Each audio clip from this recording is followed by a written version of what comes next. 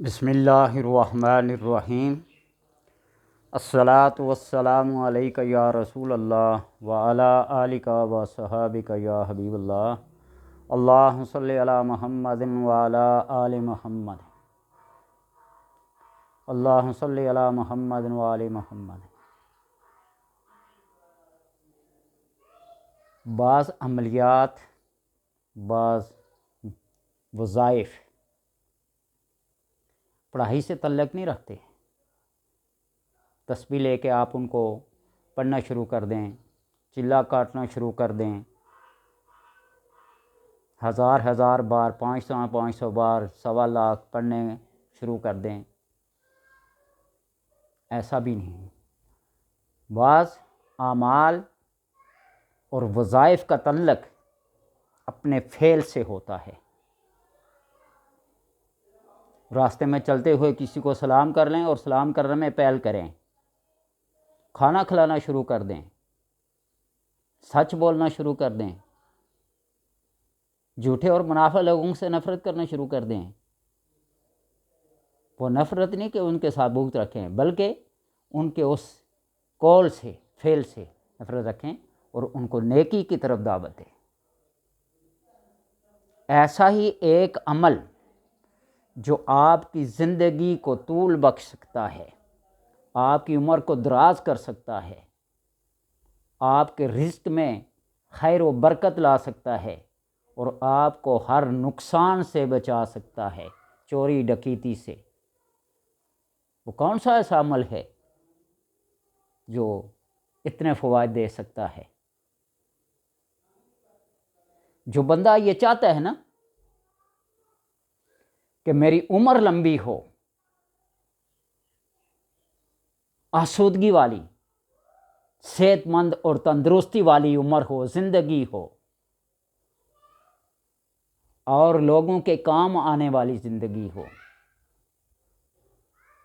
تو افعال کچھ ایسے ہیں، اعمال کچھ ایسے ہیں، یہ کرنا شروع کر دو تو زندگی لمبی ہوگی، عمر دراز ہوگی۔ جو رب نے مقدر میں، تقدیر میں لکھی ہوتی ہے وہ تو ہوتی ہے، اس میں کوئی شک نہیں، لیکن اللہ نے بعض تقدیر کو معلق رکھا ہوتا ہے کہ یہ بندہ یہ کام کرے گا تو اس کی وجہ سے اس کی زندگی بڑھ جائے گی۔ اور حدیث پاک میں ہے نا کہ آپ صلی اللہ علیہ وسلم نے فرمایا، جو بندہ یہ چاہتا ہے کہ اس کی زندگی لمبی ہو، اس کے رزق میں اضافہ ہو، تو وہ اپنے رشتہ داروں کے ساتھ حسن سلوک سے پیش آئے۔ تو اسی طرح جو شخص یہ چاہتا ہے کہ اس کی زندگی صحت مند ہو، تندرست ہو، دراز ہو، لمبی ہو، اس میں کوئی فقر و فاقہ نہ ہو، تو وہ یہ 3 کام کرے۔ 3 کام بتاؤں گا، یہ 3 عمل ہیں اور اس کے 3 فوائد ہیں کہ زندگی لمبی ہوگی، عمر دراز ہوگی، رزق میں وسعت ہوگی، خیر و برکت ہوگی، تھوڑے رزق پہ راضی ہو جاؤ گے، اس میں ایسی خیر و برکت ہوگی کہ بندہ حیران اور متحیر ہو جائے گا کہ اتنی تھوڑی سی چیز میں اتنی خیر کثیر کیسے آ گئی۔ اور اپنی قیمتی چیزوں کی حفاظت کے لیے، اس کی قیمتی چیزیں چوری اور ڈکیتی سے، وارداتوں سے محفوظ رہیں، اس کا مکان، اس کی گاڑی، اس کی جائیداد، اس کی اولاد، اس کے مال سارے نقصانات سے محفوظ رہے، تو پھر بندہ یہ کام کرنا شروع کر دے۔ وہ کون سے کام ہیں؟ جو روز مرہ کے ہمارے معمولات میں ہیں لیکن ہم ان کی طرف توجہ نہیں دیتے۔ ہم نماز پڑھتے ہیں تو بس ایسے کرتے ہیں جس طرح مرغا کوئی دانے چگنے لگتا ہے نا، تو بس اٹھتا بیٹھتا اور تکبیر تحریمہ کے وقت ہاتھ اٹھاتے ہیں، بس تعدیل ارکان کا خیال نہیں رکھتے۔ جس طرح بیل اپنی دم کو ہلاتا ہے نا، اس کے لیے کیا کرنا ہوگا کہ عمر لمبی ہو، رزق میں وسعت ہو، خیر و برکت ہو، اور اپنی قیمتی اشیاء چوری ڈکیتی سے محفوظ رہیں، تو آپ نے یہ 3 کام کرنے ہیں جو ہمارے روزمرہ کے معمولات میں آتے ہیں. وہ کام تطویل الرکوع والسجود، سجدے کو اور رکوع کو لمبا کرنا، رکوع کو اور سجدے کو لمبا کرنا شروع کریں. جہاں آپ روٹین کے تسبیحات سبحان ربی العظیم، سبحان ربی الاعلیٰ 3 بار 5 بار 7 بار پڑھتے ہیں، اس کو 2 گنا 3 گنا 5 گنا بڑھا دو، اور اتنے اطمینان اور سکون کے ساتھ کہ تمہاری زبان سے ادا ہونے والا ہر لفظ، ہر حرف دل و روح کی گہرائی کے اندر اتر جائے، اور یہ سمجھ آ جائے کہ میں کس بارگاہ کے سامنے جھکا ہوا ہوں اور کس کے سامنے میرا سر سجدے میں ہے. اگر یہ پتہ چل جائے تو وہ ساری زندگی سجدے سے سر ہی نہ اٹھائے. کئی دفعہ مثال دے چکا ہوں حضرت یوسف علیہ السلام کی اور حضرت زلیخا کی، کہ زلیخا نے اپنی ساری زندگی، مال، عزت، دولت سب یوسف کے نام کر دیں، اور بالکل جب بڑھاپا طاری ہو گیا، بینائی چلی گئی، چہرے پہ جھریاں پڑ گئی، اس وقت کہیں جا کر یوسف علیہ السلام اس کو راستے میں بیٹھی اٹھا کے لے گئے، اپنے محل میں سوار کر کے اپنے ساتھ لے گئے. جبریل حاضر ہوئے، اس کو کلمہ پڑھایا، اپنی شریعت کے طور طریقے سارے سکھائے. نماز کا وقت ہوا، قیام کیا، رکوع کیا. جب سجدے میں گئی تو اللہ تبارک و تعالیٰ نے اپنا دیدار کرا لیا. پھر اس کا سر ہوتا تھا اور اللہ کی بارگاہ ہوتی تھی، اس کا سجدہ ہوتا تھا اور اللہ کی زیارت ہوتی تھی. یوسف علیہ السلام پھر انتظار میں رہتے. تو اس لیے بندے کو جب یہ پتہ چلے کہ میرا سر کس کی بارگاہ میں جھکا ہوا ہے تو وہ ساری زندگی اپنے سر کو سجدے سے نہ اٹھائے. اس لیے سجدے کو اور رکوع کو لمبا کرو، اور ان الفاظ پہ، ان دعائیہ کلمات پہ غور و فکر کرے. سبحان ربی العظیم، سبحان ربی العظیم، سبحان ربی الاعلیٰ، سبحان ربی الاعلیٰ. بس اتنا سا یہ عمل ہے. نماز تو ویسے ہی پڑھنی ہے، تسبیحات تو ویسے ہی پڑھنی ہیں، لیکن ان کو لمبا.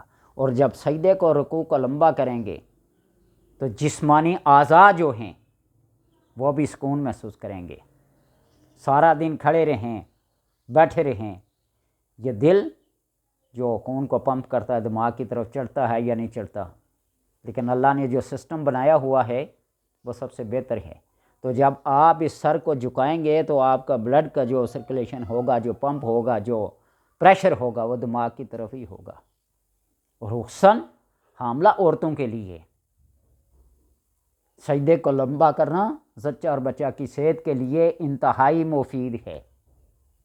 اور دماغی امراض کے وہ لوگ جو جنون میں، پاگل پن میں، سر کے امراض میں مبتلا ہیں، ان کو چاہیے کہ سجدے کے اندر تھوڑی طوالت اختیار کریں، سجدے کو تھوڑا سا لمبا کریں، سارے امراض سے بچ جائیں گے.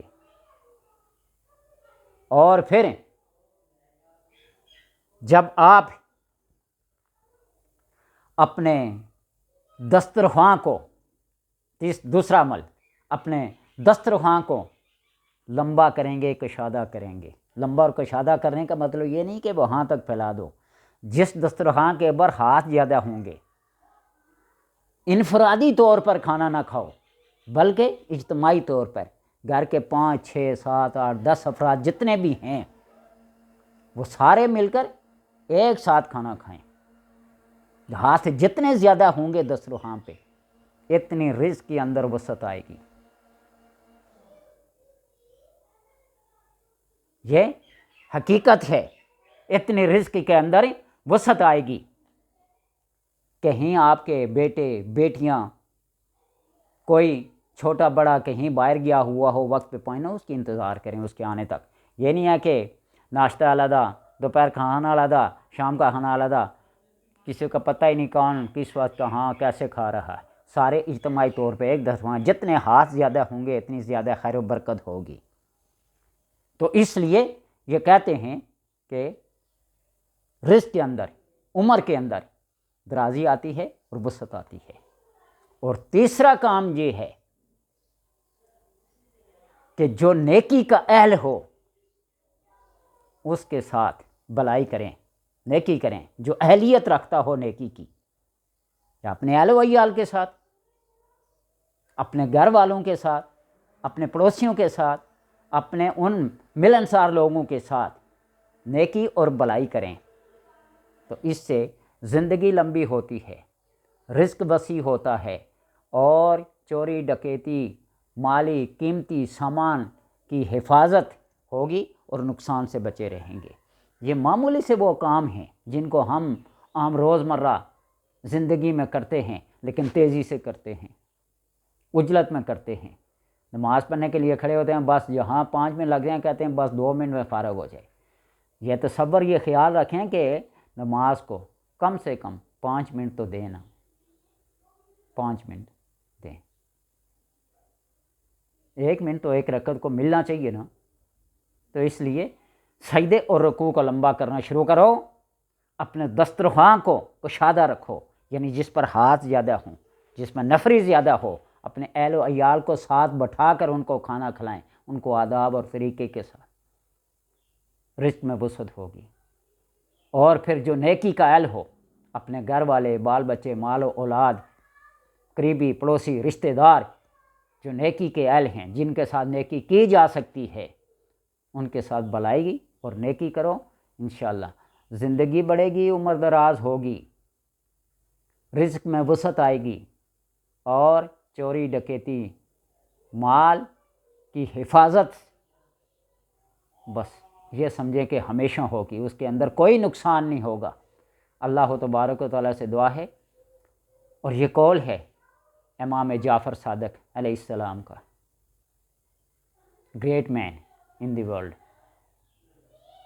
اللہ تبارک و تعالیٰ ان کے صدقے ہمارے مال میں، ہمارے رزق میں، ہماری زندگی میں خیر و برکت لائے، اور تمام آفات و بلیات سے اللہ سب کو محفوظ رکھے۔